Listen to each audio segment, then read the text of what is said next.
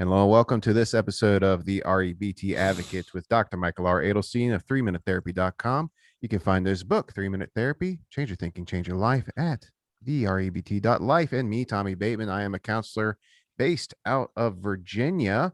You can email us both at rebtadvocates@gmail.com. We would love to get information from you.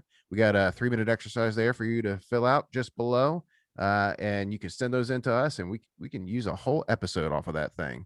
But today, though, we're not talking about a 3-minute exercise. We're talking about our approach to medications. Is REBT okay with psychotropic meds? Well, let's find out. But before we do, Michael, what you got for me? Oh, yeah. I just want to tell you a little bit about myself. I'm Dr. Michael Edelstein. I have 40 years experience helping people with rational emotive behavior therapy, the subject of our episodes, REBT.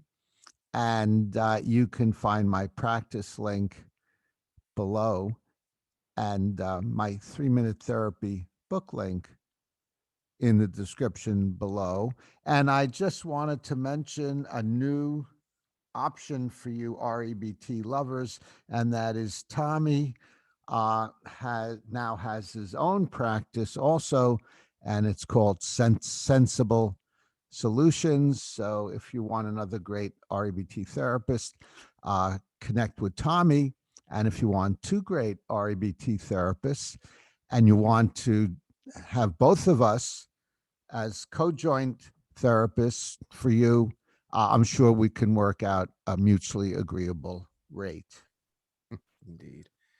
Thank you, Michael. So You're welcome. Did you want to medication. introduce the subject, Tommy? Yes. So, Michael, you came up with this one. We wanted to talk about our relationship with medications and psychotropic medications in particular. So we're talking Wellbutrin for depression, Buspar for anxiety, Risperdal for all the things that Risperdal does. What is REBT's opinion on it? How do we approach it? How do we work with folks that are taking that? And do we have an opinion on them? Yeah, I think REBT is very flexible about medications. Yeah. So the first rule of thumb, in fact, the first law of psychology, is that there are individual differences. Everyone's somewhat different. So the idea is, since you're stuck with you 24 hours a day, to find out what works for you. Now, here are some options that clients of mine or other non-clients of mine have chosen. Some have chosen just REBT therapy. They prefer not to rely on medications at all. I've met other people who just prefer taking the meds. They don't want to do the work that's usually required in REBT to make significant changes, so they're just on meds. I have other clients who do both. They like the REBT, and then they find the medication supplements that, or the REBT supplements the medication. So both is another option. But the ultimate goal of REBT is to teach you to be your own therapist. So another option that many of my clients use is they come to me on meds, but their goal is to use REBT to taper off the meds, and that's certainly a viable solution. So I advise you to experiment with the above, whatever sounds good to you, try it, and use trial and error and see what works for you. Mm-hmm. Yeah, and I usually recommend something similar to that. So let's take depression, for example. A drug like Wellbutrin has great results when it comes to getting out of that physical state of depression, that difficulty getting up, difficulty starting yourself doing things, that malaise feel. And I'm talking about the physical sensations of depression. And that's an unfortunate word, depression, because we have the depressed state, like a depressed emotional state, which can be solved through REBT. And then we have the kind of depressed physical state that often comes with genetics. So my approach to that is if you would prefer to take the medications to get out of that physical state, it really does help get you on the playing field in order to start doing the work. So sometimes people have trouble even starting doing the work that REBT requires, because well, they just feel like crap, uh, quite honestly. So I have no problem with it. In fact, REBT, in my opinion, stance on medications is it's similar to its stance on diet, exercise, sleeping well, and all that. Those things are things that help you get to the emotional state that you want to be in, but ultimately does not determine the emotional state you're going to be in, because it is your beliefs that do. Yeah, I'd just like to add to that, Tommy, and I agree with everything you said, that no matter how severe your problem is, and I've worked with people with lifelong depression, which is sometimes called endemic depression. Mhm. I think that's the term. Is that the term for And now it's recurrent, I think, in the DSM-5. So, I mean, same thing. okay, recurrent depression, Yeah. which by which I mean you've been depressed all your life. There are people in your family depressed, so you have a strong genetic influence to be depressed. That doesn't mean you necessarily would immediately default to medication. I've had clients who've been deeply depressed. Medication didn't help. Electric convulsive therapy didn't help, but them working conscientiously on doing REBT and especially the 3-minute exercises, the ABCs helped dramatically. So again, we go back to individual differences. Absolutely. Now, here's one thing where I am going to unequivocally recommend getting with a psychiatrist and getting those psychotropic meds is if you are experiencing hallucinations and psychosis. REBT cannot cure you of psychoses because that is a physical brain issue, not a belief system issue.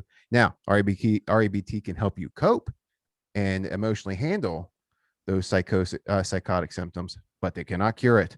So take your meds on that one, in my opinion. Yeah.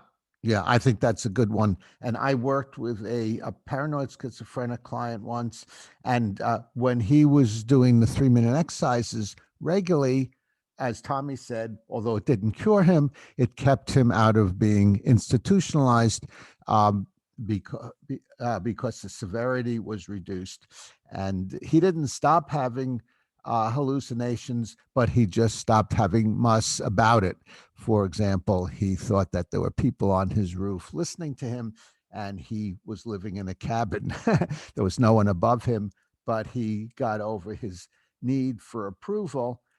So he didn't like the people on his roof um, criticizing him, but he didn't put himself down or be needy about their disapproval.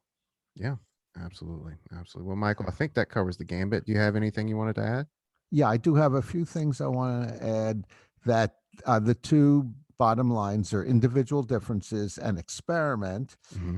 And the experimenting has all kinds of aspects to it because different people have different experiences with the same medications. Absolutely. For example, some of the most common side effects that I've noted in clients who have been on medication is weight gain Hmm. and lowered libido, lowered sexual interest. Hmm. So those are two things to watch out for, but it's not necessarily going to happen to you. Again, it's experiment. Another one is tolerance. So it's not that unusual that you'll be using an antidepressant or anti-anxiety medication that works for a while and then it stops working. So that means more experimentation, increase the dose or try a different medication. So those are things to keep in mind. And I'd like to reinforce something you said, Tommy, that there are two kinds of addiction. There are, or two, Tommy, I think you said two kinds of problems. There could be a physical depression where your Hmm. body just feels low, lethargic, and then there's a psychological depression. And I think that could exist with uh, anxious or stressed feelings in your body. Absolutely. But similarly, there's physical versus psychological addiction. So you could be addicted to a medication in the sense that you get withdrawal symptoms if you try to stop it, but that doesn't mean you're psychologically addicted. Psychologically addicted means you have a demand. I must avoid these symptoms when I try to taper off, and that creates psychological addictions, or I need the drug to function, another psychological addiction.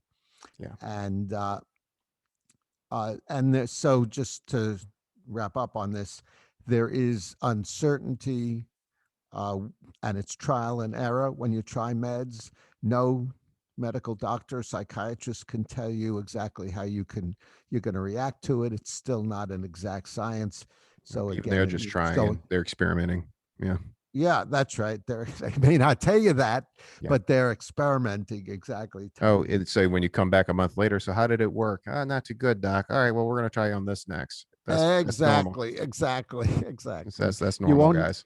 Yeah, you won't hear a psychiatrist saying, "Well, I guess I can't help you because meds don't work for you." Yeah. Yeah. I haven't heard that. Let's try another one, and there are tons of them out there There to are. try. So they'll be in business for a long time. Oh Did yeah. you have any final words, Tommy? No, Michael. Thanks for putting this one together. I enjoyed it. You're welcome. Thank you, Tommy. And if you have any thoughts about this episode, please comment below. Send us or give us a like if you liked it. Suggest subjects for future podcasts and episodes.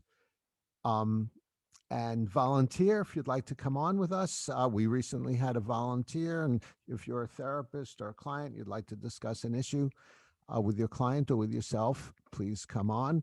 Donate to Patreon to help us with help us fund the podcasting, which we're now doing. Isn't that correct, Tommy? We're doing podcasting now too. Yes, and that comes with a monthly fee, guys. It's humble monthly fee, but hey, any help can help. Anything can help. And could it be as little as $1 a month? Oh, easily, I think. Yeah, Patreon, I think lets you set Okay, that. great, Yeah. great. So that would be wonderful hmm to help fund that and also show your appreciation. And subscribe to the REBT Advocates to stay on the rational side of life.